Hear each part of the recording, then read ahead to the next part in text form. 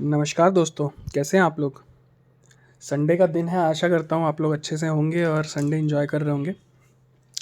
तो दोस्तों इस वीडियो के माध्यम से मैं आपको सिखाना चाहता हूँ कि एक ट्रेड बनाने के पीछे एज अ ट्रेडर आपका क्या माइंडसेट होता है, ठीक है? और क्या माइंडसेट एक्चुअल में होना चाहिए।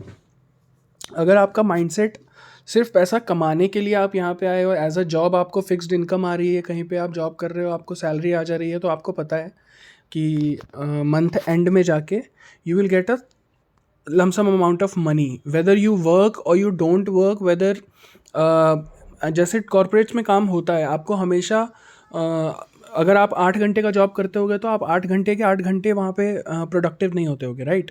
तो वो 2-3 घंटे का काम रहता है। बट जब आपके ट्रेड्स की बात आती है, जब पैसा लगने की बात आती है, तो हमारा दोस्तों ये ऐसे हुआ है, हमारा क्या बोलते हैं उसको, परवरिश ऐसे की गई है जैसे जिसमें ये सिखाया गया है कि पैसे को बचाना सीखो, पैसे को सेव करना सीखो। इन्वेस्टमेंट मेंटालिटी जो होती है, वो इन्वेस्टमेंट मेंटालिटी हमें बचपन से सिखाया नहीं गया, ना तो हमने स्कूल में सीखा, ना इन्वेस्टमेंट मेंटालिटी हमारा कोर्सेज में कहीं पे होता है, ना वो घर वाले कहीं पे हमें दे पाए, राइट? तो उस मेंटालिटी से जब तक दोस्तों आप बाहर नहीं निकलोगे, एक सक्सेसफुल ट्रेडर बन पाना बहुत मुश्किल है।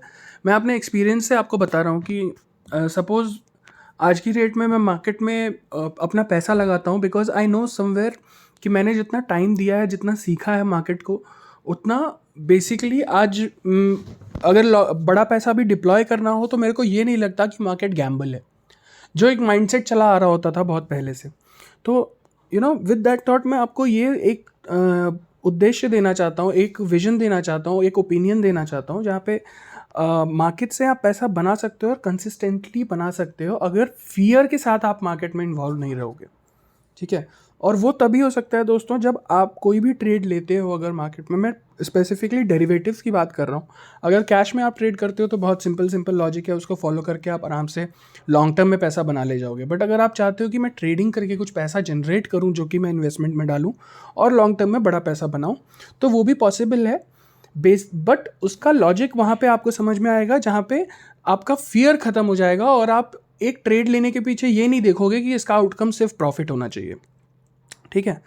तो जब आप रिस्क लेना सीख जाओगे, मुझे पता है अगर मेरे पास 1 लाख का कैपिटल है या मेरे पास 2 लाख का कैपिटल है, जो भी मेरा कैपिटल है उसको मैं 200 भागों में डिवाइड कर दूंगा या 100 भागों में डिवाइड कर दूंगा, और मैं ये सोचूंगा कि हर जितने भी मैं ट्रेड्स ले रहा हूँ उसमें मेरी प्रोबेबिलिटी ऑफ विनिंग जो है वो सिर्फ 0.5% है, ठीक है? तो मैं हर ट्रेड में 1,000 रुपये लूज़ करने के लिए ओके हूँ, कंफर्टेबल नींद आ जाएगी मुझे।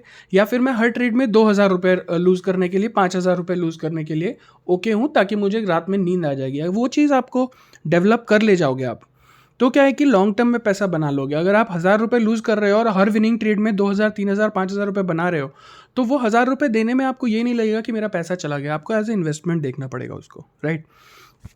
तो एक स्ट्रैटेजी देके जा रहा हूँ, इस पे थोड़ा सा स्टडी कीजिएगा। मैं माइंडसेट के बारे में भी इस चैनल पे आपको बताऊँगा, जिससे एज अ ट्रेडर कैसे इवॉल्व होते हैं लोग, कैसे हम लोग मार्केट में जब एंटर करते हैं तो पैसा डबल करने के माइंडसेट से ये एंटर करते हैं कि अभी मेरा 1 महीने में इतना रिटर्न आ जाए, 2 महीने में इतना रिटर्न आ जाए, साल भर में इतना रिटर्न आ जाए। बट वहीं पे जो बड़े लोग होते हैं वो अपना कैसे पोजीशंस बनाते हैं, और लॉन्ग टर्म में अगर आप देखो बड़े लोग ही पैसा बनाते हैं, राइट? जिनके पास पैसा है वो ही पैसा बनाते हैं। और दूसरी बात ये है कि जब वो बड़ा पैसा लगाते हैं तो अपने पोजीशंस को हेज करते हैं। इसीलिए आप अब जब भी पोजीशन बना रहे हो, एज अ हेज पोजीशन आप बनाओगे तो आपका दिल धक धक नहीं करेगा कि मैं ट्रेड को लॉस में काट दूं, क्योंकि आपको मैक्सिमम ये पता रहेगा कि मेरा लॉस इतना होने वाला है इस ट्रेड में। आप 100 ट्रेड बनाओ, उसमें से आप 50 में अगर ओके हो और जितना आप लॉस ले रहे हो उससे डबल पैसा बना रहे हो, तो नेट नेट आप प्रॉफिटेबल निकलोगे, राइट? तो वो माइंडसेट हो जाता है आपका, इसीलिए हेजिंग करना बहुत ज़रूरी है, ठीक है? अब दोस्तों जैसा कि हम लोगों ने अपने निफ्टी के इसमें व्यू में बोला था कि बैंक निफ्टी का, सॉरी, मैं आपको एक चार्ट दिखा के ओपन करके बताता हूँ।